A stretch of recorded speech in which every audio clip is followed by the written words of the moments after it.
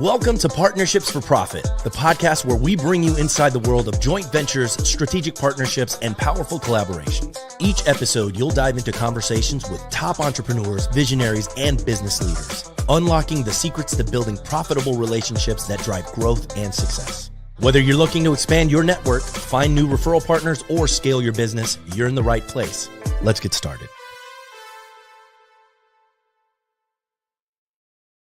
Welcome to Partnerships for Profit, presented by LeDuc Entertainment. Today we are joined by Patrick Williams, who is a public speaker, a writer, an artist, and the founder and CEO of Satori Innovation.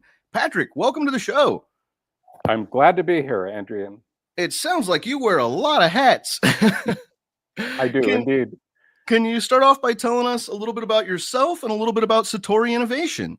Sure, glad to. I am an artist, fundamentally. I taught myself how to draw at the age of 10 and taught myself to paint at the age of 15 and have been doing both ever since. And I have worn many hats. And a few years ago, it seemed through a few friends that business and entrepreneurs were in need of some help with respect to creativity. So I started to explore that, and it has gone on since then to assist people in getting unstuck, basically. And that's a hard spot to be in, right? When you're Indeed. That sort of writer's block moment, that staring at the blank canvas, staring at the blank page. Can you tell us a little bit about where the name Satori Innovation comes from? What is Satori? Sure. Satori is a Japanese word, and I have a background in Japanese martial arts, karate and aikido. And Satori, or Satori, is a word that means basically sudden awareness. So my wife and I have a nonprofit called the Satori Institute, and it just made sense because there's a sort of similarity between the nonprofit and the for-profit business with respect to Satori. And in the business world, with respect to creativity, a sudden awakening is what I'm assisting people in discovering. Can we talk a little bit about Satori, the Satori Institute, and what the nonprofit does? Sure, yeah. My wife and I have had the nonprofit for 25 years. Wow. And it's under arts and education, and we also have part of also healing and also research investigation. Wow. So we in the Institute, we wear many hats also.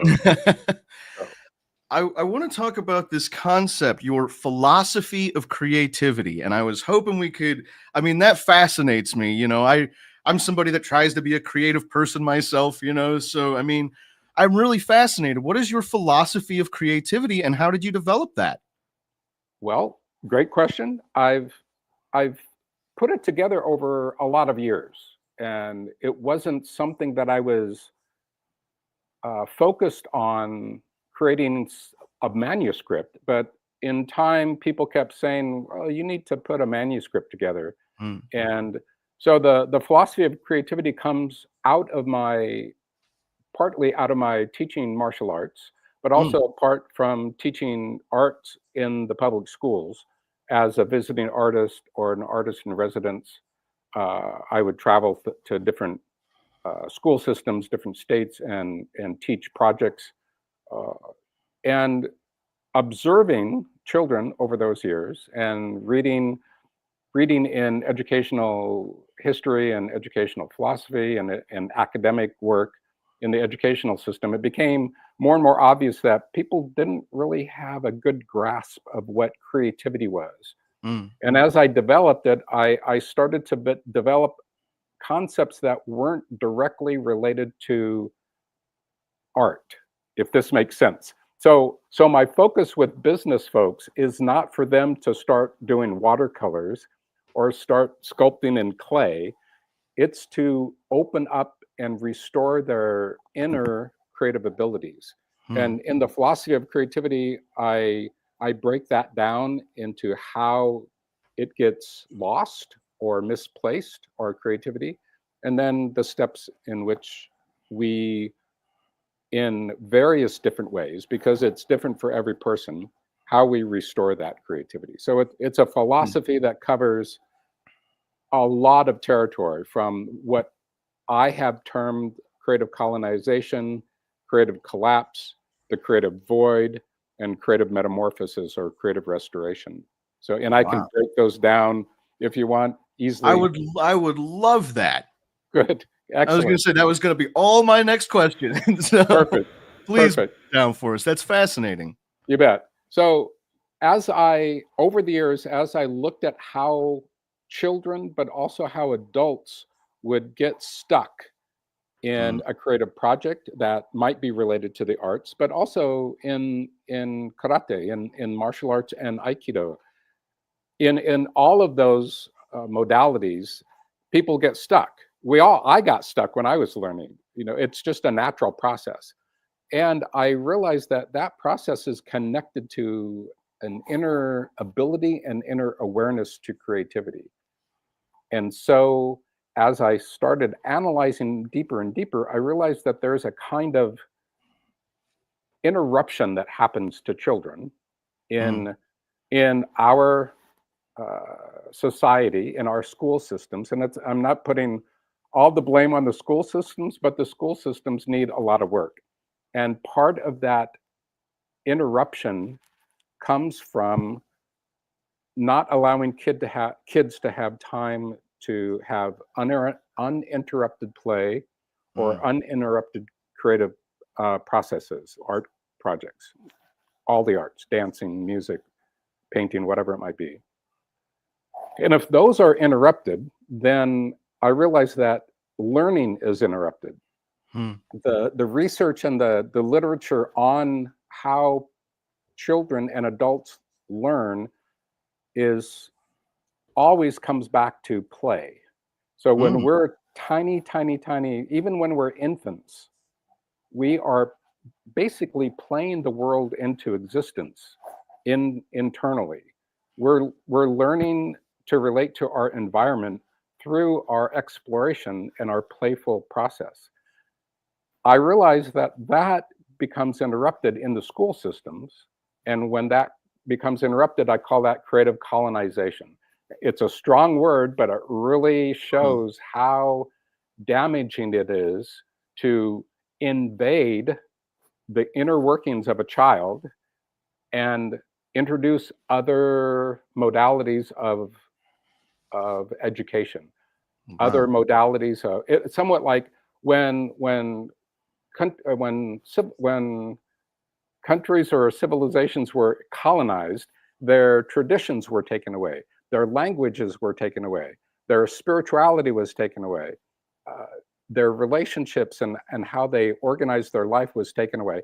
And that's what happens to children internally when their creativity is taken away.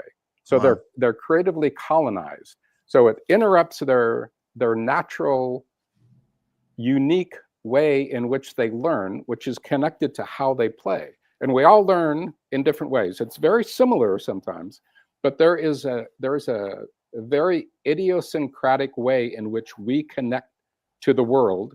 And we did that when we were little, playing. We played with language, we played with movement, we played with all of these things. So creative colonization happens, and then the creative collapse happens. Sometimes it's because of something that someone said, a teacher, an adult, a parent, a friend. When, let's say, you were super into playing with clay, and you were showing real talent in how you were creating animals or whatever it might be, and somebody said, it might have been just nonchalantly to you, that doesn't look like a bear, and it might have triggered something, and you thought, oh, I can't do that. And when kids decide things, it's pretty intense sometimes. And if they'd been criticized around that before, then sometimes it just shuts off.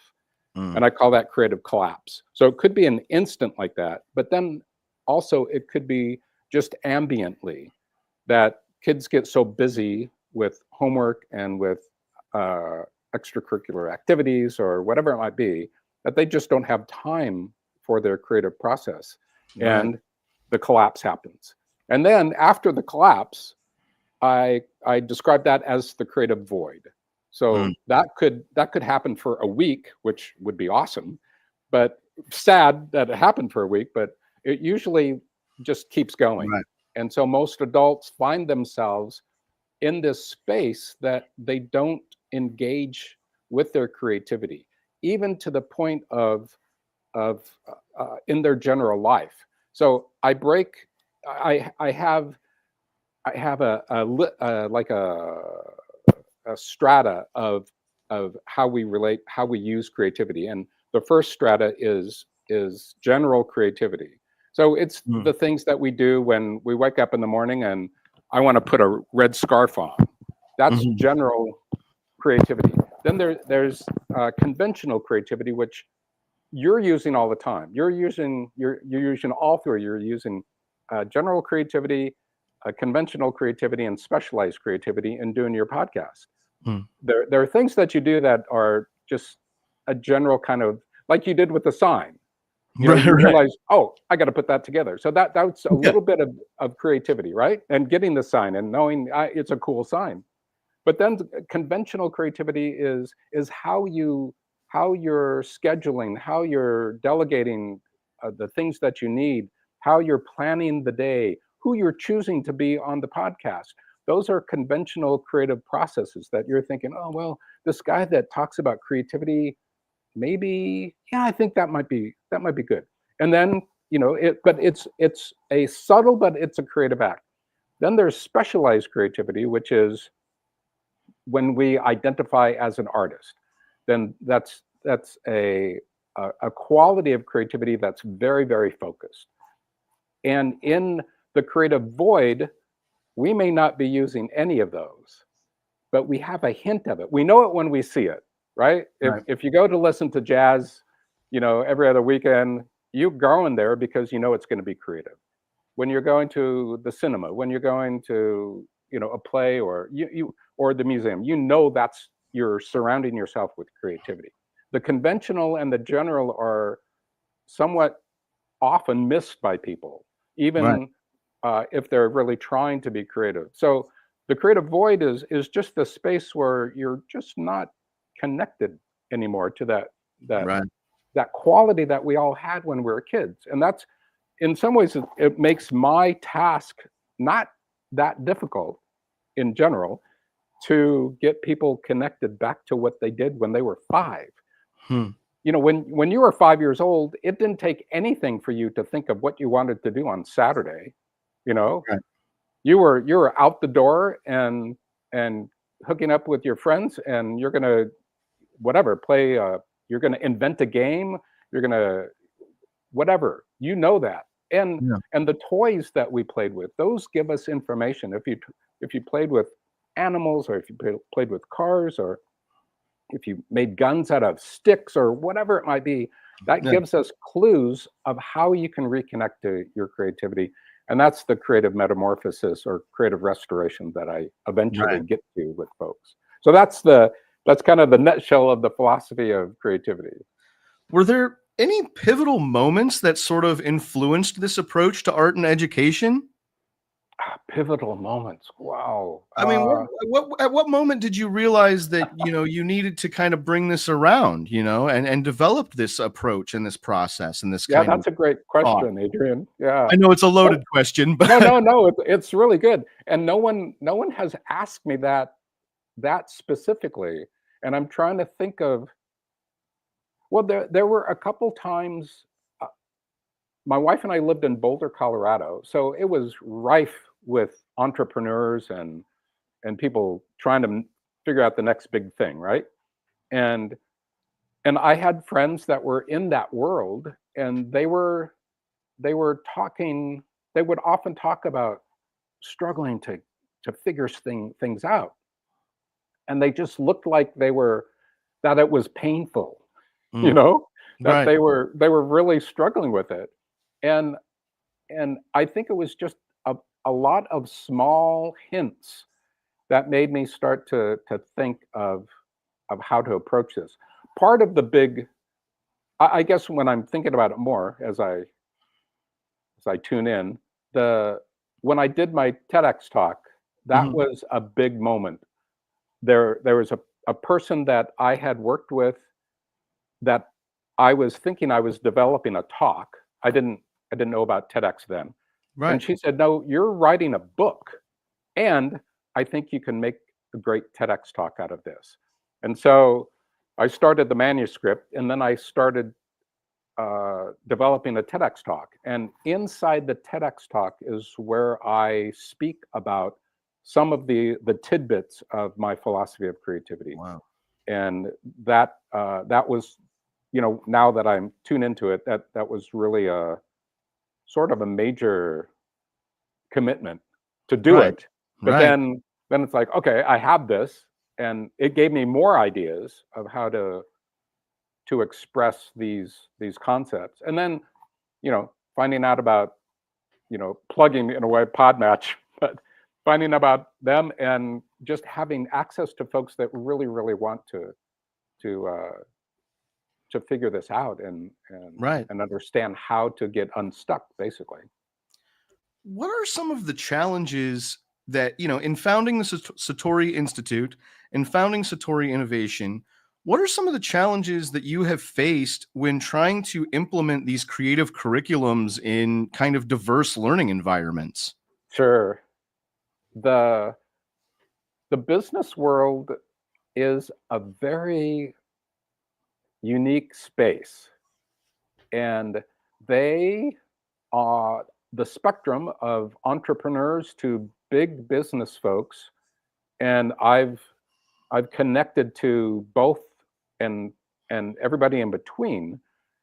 And I won't name names with respect to the big boys, but this was probably, I don't know for sure a Fortune 100, maybe a Fortune 50. And I had 3 meetings with them discussing, and in each meeting, 2 were just solo, and then the second one or the third one was a couple other folks were involved. And every time they were on board, they were excited, they totally got what I was talking about. They each told stories when they were young about getting stuck with their creativity. But when it came to saying, we want you to come in, this particular big organization, they basically got what company mind or business mind came in too much, and there wasn't a way internally for them to comprehend how this could work beneficially for them. There were no, it was, what's the word that, it was, I can't think of the word. It was ephemeral. Creativity, you can't touch it. And you can't say, now you get it, because you might have a flash, but that flash is gone and you can't get back to it. So it's interesting how, in some ways, how dinosaur-like huge corporations are. They want to innovate, but they're a little bit too cautious. So it's a balance of expressing how this connects to business and how it will be beneficial without being able to say, on the 3rd day, this amount of success is what will happen when you're learning from me. And on the 4th day, it's this much. And on the 8th day, it's this much. So, and it varies. Sometimes people, they just stare at me and nothing happens, but that doesn't happen very often. Can you tell us a little bit about your art and some of the mediums that you work in? It sounds like, well, from what my research, it sounds like you work in quite a wide variety of mediums. I do. Thanks for asking. And I'm actually, it's very nice that you asked, because I'm attempting to bring a little bit more of my art into these conversations, because it gives people a sense of that I know what I'm doing. So So I've been a painter since I was 15, which is about 50 years. And I started in acrylics and I quickly moved to oil painting. I have just recently, for a year and a half, started to do portraits. And if Mm. I move the camera this way a little bit, Oh, wow. you can see that the Oh, painting wow. is a portrait of Goethe, the German poet Mm. from the 16, no, from the 17 and 1800s. He Wow. wrote Faust. He wrote, and he was a scientist also. And a friend has Goethe in a novel, so he was in my Mm. sphere, and so I wanted to paint Goethe. I also do pencil work. Oh, The wow. the piece behind me is actually a reproduction. I've never done this before in my life. The original of this piece is 5 feet by 8 feet, Wow. graphite on paper. So it's a Wow. giant drawing, and it's up in our house right now. And a friend wanted it, but didn't realize how big it was. And when he realized how big it was, he said, I can't, I don't have room for that in the house, and I can't afford it. So can you make a smaller one? And I thought, you know what? I can Hmm. do that. And Now, so that was fun.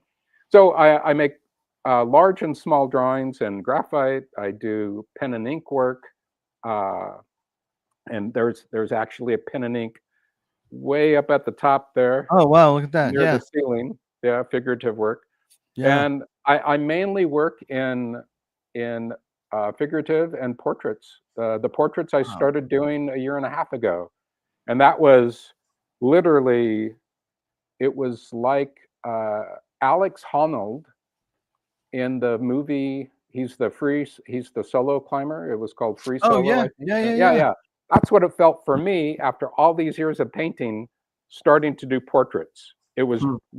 mind blowing how challenging it was, but I'm having a lot of fun with it. Right. So I do a lot of different work. I even do. I don't have any close by. Uh, I do little tiny paintings of like fruit and Oh, wow. vegetables just for fun. I can make those as I'm thinking about another piece, and Yeah. so there's always something coming from the open valve of creativity, so to speak. Yeah, that's incredible getting into portrait work. I mean, it makes me think back to, art class of, okay, the corners of the eyes go Yeah, down to the outside of yeah, this line, and you draw yeah, this shape and the right. huge, it's 8.5 heads tall. you Yes, know, totally. Very it's, good. let's see. Got one of these guys here to help me draw hands. Excellent. Perfect. Do you do some drawing? I do. I do. Excellent. Nowhere in the realm of what you're doing, but Uh, and I it- probably need to, speaking with you, I'm feeling inspired to dust that back off. I haven't done that in quite a while. Good. It's never too late. It's always right there. Now, I'm curious, do you find any inspiration for your art in your background now you pronounced it way better than I would ever pronounce it, so forgive my terrible pronunciation, but your background in karate and aikido? For sure. Yeah, there's the part of the inspiration is how how our bodies move, and and capturing that Hmm. on a two-dimensional surface. And Right. it's interesting that you ask. I just had my best friend come in from Seattle because I did a painting for him, and he was a student of mine back in the late 80s. Wow. And we spent time sparring in my studio, and it made me feel again how I want to connect to that kind of movement on the canvas or on whatever surface that I'm working on. But the the core of karate and aikido has a very similar quality to making art, or Mm. obviously certainly dance.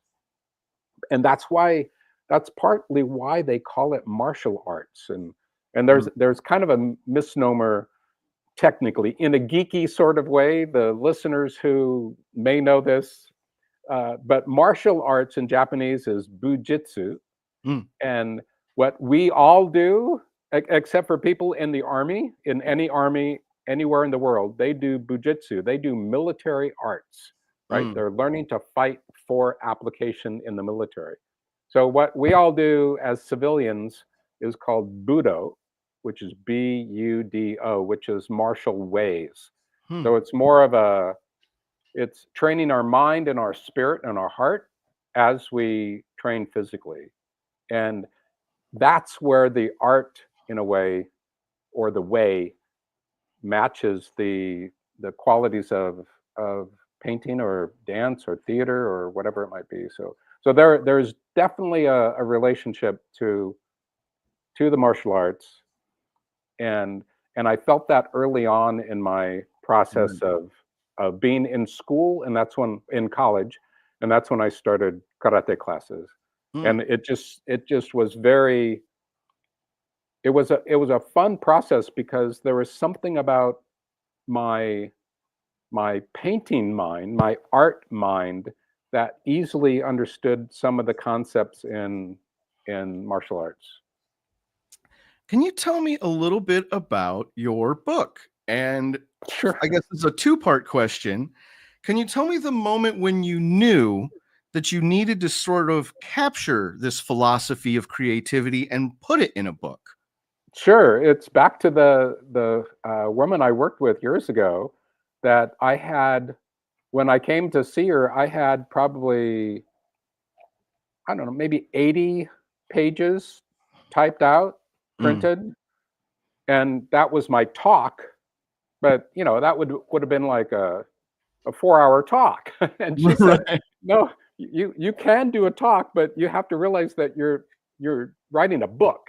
And that's Right. when it came to me. It's like, wow, and I'm still working on that. So it's a I'm it's taken a while to for me in a way. I had a kind of creative collapse Mm. for myself around writing and also music, that I thought I couldn't even come close to writing, and not that I'm a good writer, but I have started putting things together. So it's a it's definitely not Pulitzer Prize items, but it's going to get You my don't I was gonna my say, you don't know expression. that. Maybe not yet. You don't know that.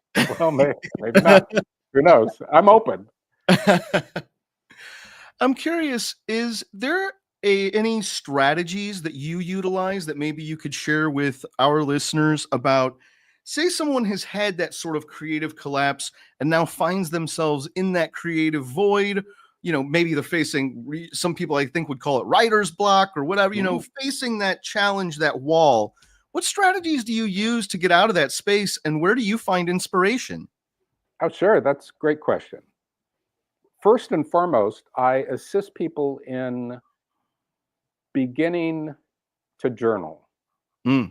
So, and in and if they're specifically asking about creativity, then I'll ask them to start two journals. One journal just for themselves, and another journal that's specifically about creativity. Hmm. So they can overlap. You can write about the same things in both of them, but having a generally having a journal is, everybody should journal, I think, and writing journal, not typing on the computer.